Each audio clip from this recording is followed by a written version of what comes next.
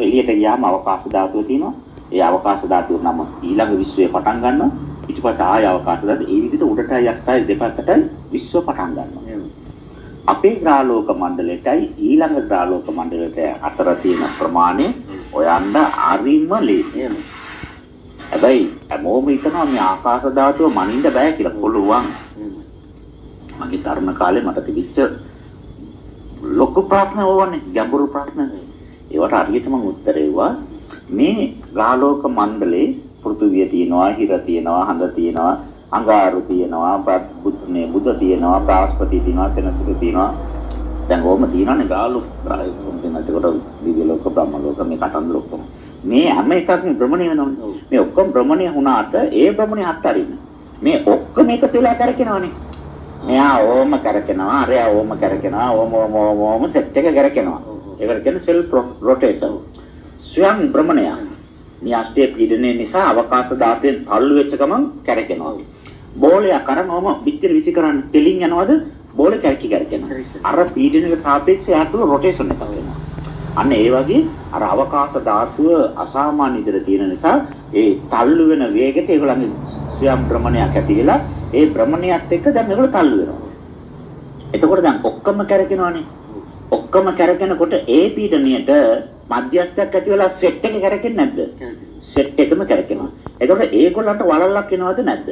ඒ වලල්ල ආලෝක වර්ෂ වලින් ලොකුයි. හේතුව මේ ග්‍රහයටයි අර ග්‍රහයටයි තියෙන දුර තියෙනව නේද? ඒ එච්චර මේ දුර ප්‍රමාණය රොකට් වලින් මොනාර ගුවන් යානාවකින් ගියොත් ඒගොල්ලෝ කියනවා ගිහිල්ලා එනකොට මේ ඊටපො කට්ටිය කවුරුත් නැහැ කියලා. කොහොම මැරිලා. අවුරුදු 20 30 40 ඒ වගේ දුරයි.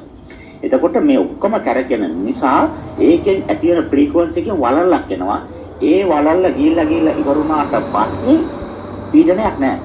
ගුරුත්වයක් නැහැ. අන්න එතනින් පස්සේ පොඩි අවකාශ ධාතුවක් තියෙනවා. ඒ අවකාශ ධාතුවෙන් පස්සේ තව පීඩනයක් ටච් වෙනවා. ඒ පීඩන ටච් වෙනවා කියන්නේ ඊළඟ අවකාශ ධාතුවේ ග්‍රහලෝක මණ්ඩලේ වලල්ලේ කෙරවල. මෙයා කරකින නිසා දැන් මේම දකුණු පැත්තේ මේම ග්‍රහලෝක මණ්ඩලයක් කරකිනවා. වම් පැත්තේ මේම එකක් කරකිනවා. මෙයාගේ වලල්ල එනවා, මෙයාගේ වලල්ල එනවා. අපේ වලල්ල දෙක ටච් වෙන්නේ නැහැ. ඔය එහෙම අවිලා ඉවර වුණාන් පස්සේ එයාට ළඟට එන්න බෑ, මෙයා තල්ලු කරා මෙයා ඇත්තට. මෙයාට ළඟට එන්න බෑ, මෙයා තල්ලු කරනවා, මෙයා තල්ලු කරනවා. ඒකට දෙන්න ඕම කරකිනවා. එතකොට මෙයාගේ ප්‍රමාණයට සමාන වෙන්න ඕනේ අරයාගේ ප්‍රමාණය. නැත්නම් මොකද වෙන්නේ? මෙයා අරයාගේ පැත්තට යනවා, ඒ වෙනත අරයා මෙයාගේ පැත්තට යනවා. එහෙනම් මේ ග්‍රහලෝක මණ්ඩලය මේ දෙතිස්මා තලයේ ෆ්‍රීකවන්සි එක වලල්ලේ ෆ්‍රීකවන්සි එක ඉවර වෙනකන් ඉරදියෙන් ගියොත් අන්න ඒක දෙගුණයකින් දෙකෙන් වැඩි කලාම තියෙන දුර තමයි මේ අවකාශ ධාතුවේ දුර.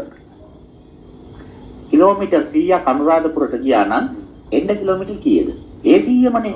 101ක් වෙන්නේ නැහනේ. එහෙනම් යන්න 100 නම් දෙකෙන් වැඩි කරා 200යි. ඇයි ඒ දෙකෙන් වැඩි කරන්නේ? ඒකම තමයි එයා පැත්තට තියෙන එක. එහෙම සාමාන්‍යයෙන් එක ග්‍රහලෝක මණ්ඩලයක මැන්නට ඊළඟ ෆ්‍රීකවන්සි එකත් එක්ක ඒ ගුරුත්වයත් එක්ක ඊළඟ එක මනින්න යන්නේ නැහැ. ෆිසිකල් බොඩි එකකින් යන්නේ නැහැ. ඇයි ඒ ඉර්ධයෙන් යන්නේ නැත්තේ? විශේෂ හේතුවක් තියෙනවා. සමහර ග්‍රහලෝක මණ්ඩලවල ගුරුත්වය වැඩි.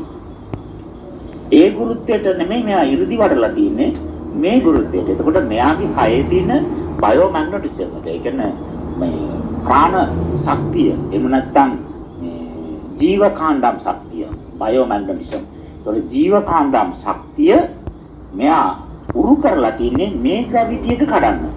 මේකේ තියෙන කැපැසිටි එක දැන් අපි නිකන් කියමුකෝ ඩෙසිමල් 150ක් විතර නිකන් මිනුම් ඒකකයක්. ඩෙසිමල් 150කින් මෙයාව අදිනවා. ඒක බිඳින්න විතරයි මෙයා දක්ෂ.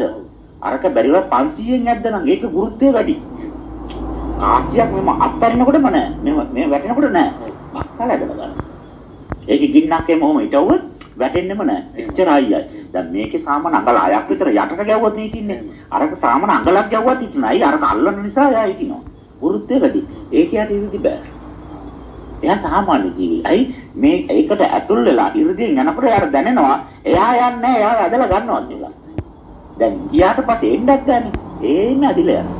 ඊට පස්සේ එයා එතන ඉඳලා ඒ තියෙන මොනවාරි ජෙලි වර්ගයක් හරි මොනවාරි එකක් කාලා බීලා ඒකට උරු වෙලා ඒකේ ඉඳලා වඩලා අර ගුරුත්වය කඩපු දවසක තමයි ඒකෙන් යන්නේ ඊට වෙන්නේ. එතකන් එයාට ඒකෙන් නිදහස් වෙන්න බෑ. අන්දට ගියාට ගැටලුවක් ඇත්තෙම නැහැ. අන්දේ එක පැත්තකට ඉර පායනකොට සෙල්සියස් 400 පන්තිට රස්නේ. ඉතෙනවා මනල බලලා නෑ ඒකක නෑනේ. නමුත් දැනන කොලයක් මම විසිකරොත් විසිකරන එකකට ගිනි ගන්නවා. චර රස්නේ. අනිත් පැත්තේ වතුර මිදෙන්න තරම් සීතලයි. වෙවුලනවා සීතල. එන සීතල පැත්ත තියෙන්නේ කියලා භාවනා කරන ප්‍රශ්නයක් නෑ. ඇයි? ගුරුත්වය ගොඩාක් අඩුයි. මෙච්චර අධිකව හැදෙන ගුරුත්වයෙන් ඒක බිඳලා ඉරිදි පාන්න පුළුවන් නම් අරක මොකවත් ඕන නිකන් උඩ පැන්නත් ඉතිනවා. නිකන් මේව කකුල ඕම කරගෙන නිකන් දුවන්න පුළුවන්. අවකාශය දුවන්න. මොකද ඒක ගුරුත්වය අඩුයි. අඬේ ගුරුත්වය අඩුයි. ඒ නිසා අඩු තැනකට ගියොත් ගැටලුවක් නැහැ. වැඩි තැනකට ගියොත් එයා උරු කරලා තියෙන මේකනේ. මේකේ ලිමිට් එක පැන්න ගමන් එයාට ඒක කරන්න බෑ. ඒම ප්‍රශ්නයක් තියෙනවා. අවකාශ ධාතුව මනින්න පුළුවන්. අවකාශ ධාතුව මනින්න පුළුවන්. ඒක පුළුවන්. විවිධ ක්‍රම ඒවට තියෙනවා. ඒක අර සංකීර්ණ. ඉතින් ඒවා අර ෆිසික්ස් වලින් ගොඩාක් පරතටම ගිහිල්ලා. මේවා කතා කරාම ඉතින් ආණ්ඩ කෙනෙකුත් නැහැ. ඇව්වට යාට වැඩකුත් නැහැ. ඒවට ලියන්න අර කියන්නේ නිබන්ධන නැහැ. ෆිසික්ස් නැහැ. ඒකට කවුරු PhDයක් දෙන්නෙත් නැහැ. නෝබල් ත්‍යාග දෙන්නෙත් නැහැ. අයිය ඔප්පු කරන්න විදියකුත් නැහැ. ඒවා කලින් රිසර්ච් කරපු මොකුත් නැහැනේ. ෆිසික්ස් මොකුත් නැහැනේ. ඒක උපමා කොයිමත් ගන්නත් බැහැ. අපි කියන දේ ආගෙන ඉන්නවා.